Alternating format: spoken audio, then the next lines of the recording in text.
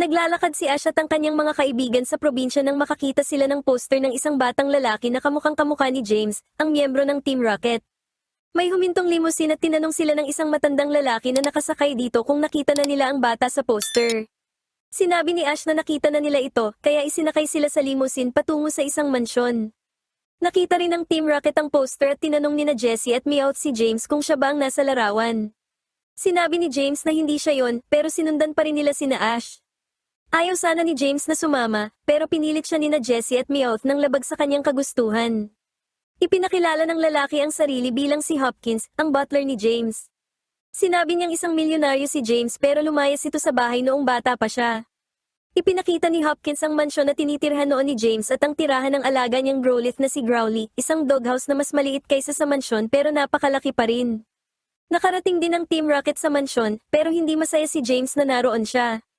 Dinala ni Hopkins sina Ash sa loob ng mansyon at ipinaliwanag na namatay na daw ang mga magulang ni James ng umagang yon. Kailangan daw pakasalan ni James ang kanyang fiancé sa loob ng 24 na oras, kundi ay hindi niya makukuha ang kanyang mana at mapupunta ang pera sa charity. Habang nag-iisip sina Ash kung nasaan ang Team Rocket, biglang nahulog ang mga ito mula sa bubong dahil binubugbog nina Jessie at Meowth si James dahil ayaw nitong magpakasal. Sinabihan ni Ash sina Jessie at Meowth na tumigil at sinabi naman ni Brock na desisyon ni James kung gusto niyang magpakasal o hindi. Sinubukang tumakas ni James, pero hinila siya pabalik ni Jessie gamit ang laso. Pinilit muli nina Jessie at Meowth si James na bumalik sa loob. Maya-maya, nakasuot na si James ng asul na suit habang sina Jessie at Meowth ay naka-invisible costume. Kumatok si James sa pinto at natuwa si Hopkins na nagbalik na siya. Dinala ni Hopkins si James sa kwarto kung nasaan ang mga patay niyang magulang na nasa loob ng kabaong. Biglang nakarinig si James ng tawa mula sa loob ng mga kabaong at biglang bumangon ang kanyang mga magulang, buhay pala sila. Nagulat si Meowth, pero alam na ni James na gagawin nila ito at sinubukan niyang tumakas pero nahuli siya. Napagtanto ni Ash na isa lang pala itong bitag para mapauwi si James at maipakasal. Sa itaas, takot na takot si James nang makaharap ang kanyang fiancé na si Jezebel, na kamukhang kamukha ni Jessie. Dinala ni Jezebel si James, na kinokontrol pa rin nina Jessie at Meowth, sa basement para turuan ng leksyon sa pagtakas sa bahay. Dito na sinabi ng mga magulang ni James kina Jessie at Meowth na nagpapanggap lang sila na hindi nila ito nakikita para dalhin ito si James doon. Gumamit si Jessie ng smoke bomb para makatakas pero naiwan nila si James sa loob. Nagwala si Jezebel gamit ang latigo habang nagtsatsalang ang mga magulang ni James at binabaliwala ang kanyang paghingi ng saklolo. Sa huli ay nahuli ni Jezebel si James at inilabas ang kanyang Vileplume para gamitan ito ng stun spore para hindi makatakas ang binata. Kaso nadamay rin sina Ash sa epekto ng stun spore. Sinabi ni Jezebel na tuturuan niya si James na maging isang gentleman kahit ikamatay pa nilang dalawa. Itinapon sina Ash, Jessie, at Meowth palabas ng mansyon.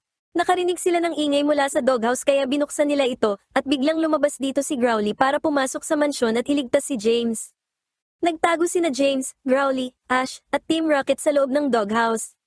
Galit na galit si Jessie kay Jezebel dahil sa sobrang sama ng ugali nito. Sinabi ni James na si Jezebel ang pangunahing dahilan kung bakit siya lumayas. Mula kasi nang i-anunsyo ang kanilang engagement, lagi nang nakabuntot sa kanya si Jezebel at sinusubukang baguhin ang lahat sa kanya dahil para rito ay wala siyang class.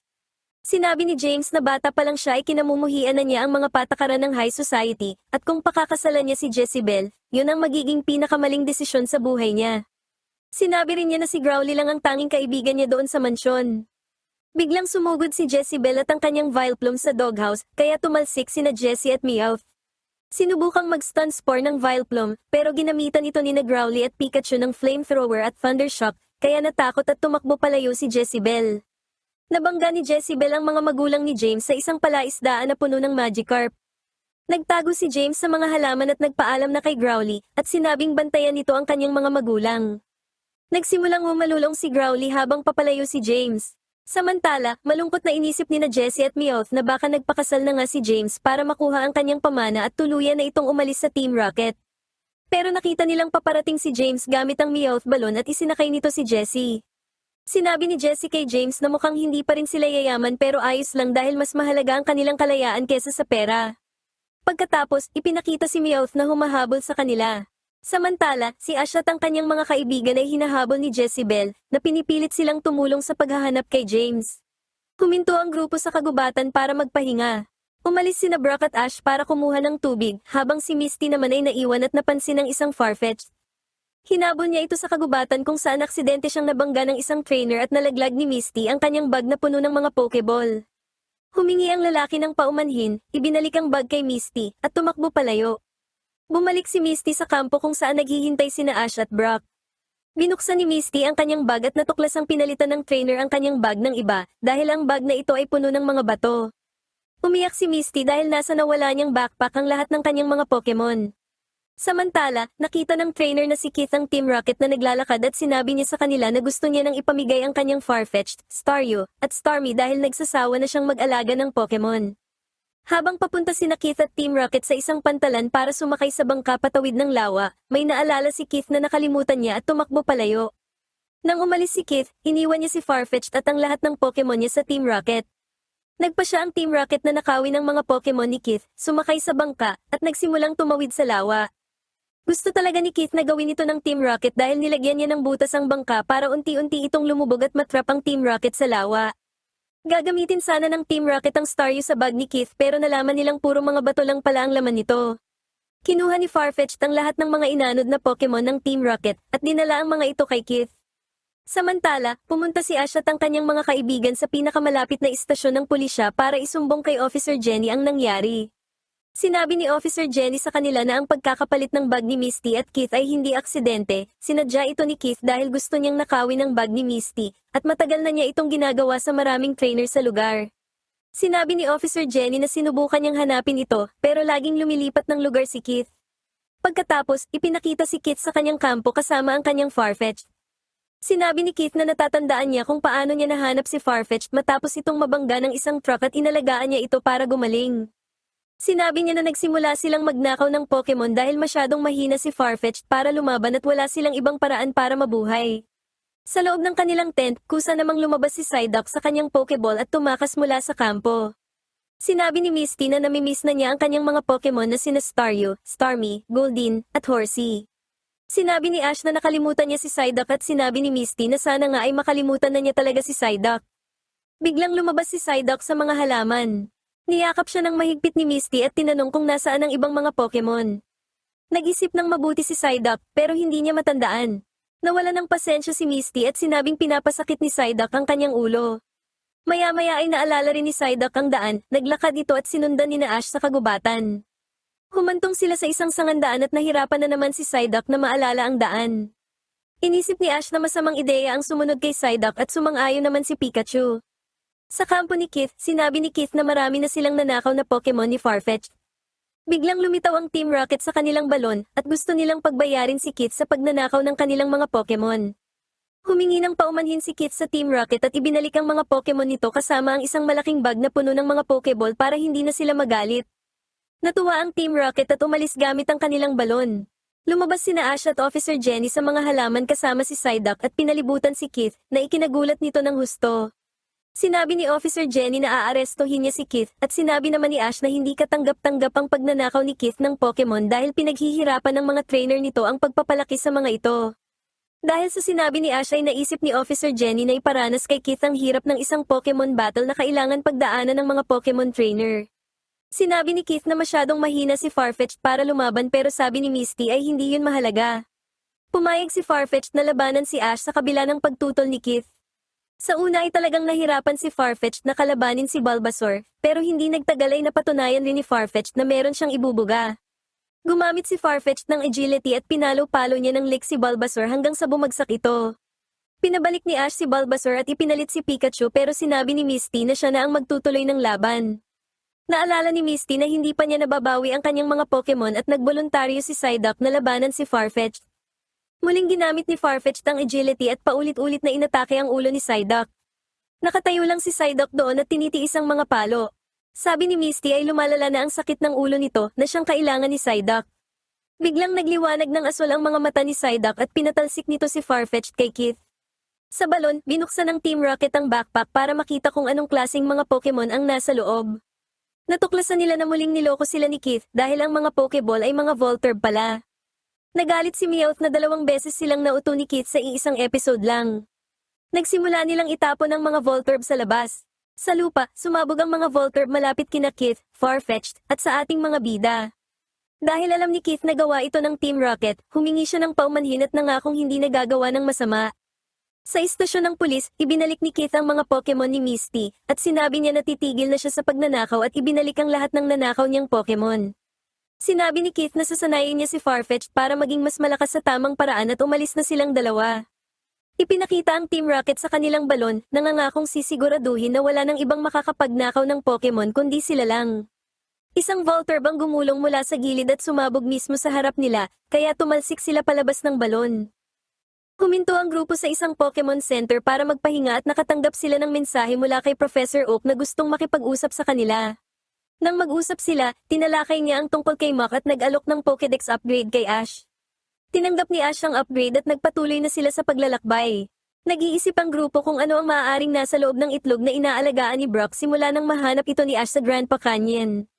Inisip ni Misty na baka isa itong Water-type Pokemon at inisip naman ni Brock na isa itong Rock-type Pokemon. Pag-alis nila sa Pokemon Center, sinalubong sila ng Team Rocket na nakadisguise bilang mga nagtitinda ng itlog na kamukha ng itlog ni na Ash. Nagbenta ang Team Rocket ng itlog kina Ash pero tumanggi ito dahil meron na silang inaalagaan. Kinumbinsi ng Team Rocket si Brock na ipakita ang itlog at nang ilabas nga nito ang itlog ay bigla nilang itinapon ang mga hawak nilang peking itlog para malito ang mga ito. Sinabi ng Team Rocket ang kanilang motto pero hindi sila pinakinggan ng grupo ni na Ash dahil abala ang mga ito sa paghahanap ng itlog. Dito na lumabas si Meowth na hawak ang tunay na itlog at ang Team Rocket ay mabilis na tumakas. Habang hinahanap sila ni na Ash, nagtago ang Team Rocket sa isang maliit na cabin. Si Meowth ang nag-alaga sa itlog habang nandoon sila. Natulog at kumain pa si Meowth kasama ang itlog na ikinagulat at ikinairita ni na Jessie at James. Sinundan ni na Ash ang bakas ng mga basag na piraso mula sa mga peking itlog hanggang sa cabin kung saan nagtatago ang Team Rocket. Nagpasya silang sumugod at kunin ang itlog kahit na mapanganib ito.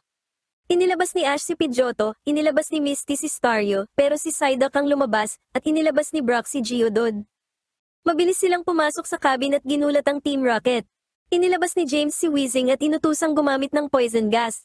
Dito na sila nagkaroon ng mahaba at nakakalitong agawan ng itlog.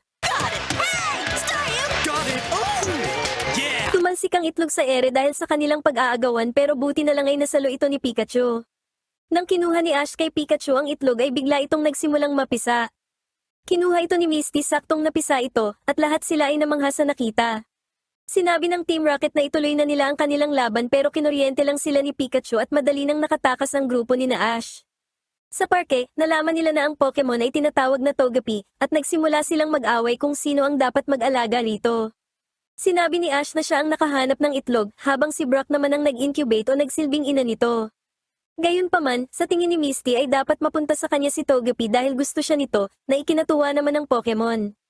Hindi sumang-ayon sina Ash at Brock dahil hindi naman daw inalagaan ni Misty ang itlog kahit minsan. Nagambala ang lahat ng lumitaw ang Team Rocket at sinabing dapat sa kanila mapunta si Togepi dahil si Meowth ang tunay na nag-alaga rito habang itlog pa ito. Kahit nagulat, nagpasya si Ash na magkaroon ng isang tournament kung saan ang mananalo ang mag-aalaga kay Togepi at tinanggap ito ng Team Rocket. Nagkaroon sila ng tournament para pagdesisyonan kung sino ang magiging may-ari kay Togepi. Sina Meowth, Ash, Misty, at Brock ang sumali. Sinabi ni Meowth kina Jessie at James na hindi sila pwedeng sumali dahil hindi naman sila tumulong sa pag-aalaga. Natarantang bigla si Meowth dahil wala siyang Pokemon na gagamitin. Humingi siya ng tulong kina Jessie pero tinanggihan siya ng mga ito. Bigla niyang naalala na isa rin pala siyang Pokemon. Ang unang laban ay Brock laban kay Meowth. Si Meowth ang nagsilbing trainer at Pokemon laban kay Onix. Sobrang dehado si Meowth sa laban dahil hindi niya man lang nasasaktan si Onix. Ganun pa man, sa huli, nanalo si Meowth laban kay Onix sa pamamagitan ng pagbuhos ng tubig dito, na inisip ni Brock na pandaraya, at pagkalmot dito. Sumunod ay ang laban ni na Ash at Misty. Susubukan sanang ilabas ni Misty si Staryu, pero si Psyduck na naman ang lumabas sa Pokeball, habang si Ash naman ay inilabas si Bulbasaur. Sinubukan ni Misty na pilitin si Ash na atakihin ang ulo ni Psyduck, pero naalala ni Ash na gumagamit si Psyduck ng psychic attacks kapag sumasakit ang ulo nito, kaya inutusan niya si Bulbasaur na dilaan lang ang ulo ni Psyduck at kilitiin ito. Kusang bumalik si Psyduck sa kanyang Pokeball, kaya nanalo si Ash. Ang huling laban ay si Ash laban kay Meowth para kay Togepi. Pinuno ni Meowth ng lakas at katapangan ng kanyang sarili gamit ang mga alaala na kasama niya pa si Togepi noong itlog ito. Pero sa kabila nun, madali pa rin siyang pinabagsak ni Pikachu gamit lang ang isang Thunderbolt. Kinalagkad palayo ni na Jessie at James ang isang heartbroken na si Meowth habang nagpapaalam ito kay Togepi ng lumuluha. Bagaman technically ay si Ash ang nakakuha ng panalo para sa karapatan na angkinin si Togepi, pinili pa rin ni Togepi na pumunta kay Misty. Matapos ni Ash muling maiskan si Togepi, nakita ni Brock ang dahilan, nang mapisa si Togepi mula sa kanyang itlog, si Misty ang unang bagay na nakita niya. Dahil dito, inisip ni Togepi na si Misty ang kanyang ina, kaya si Misty ang pinili niya sa halip na si Ash. Ikinatuwa ito ni Misty pero ikinadismaya naman ni na Ash at Brock.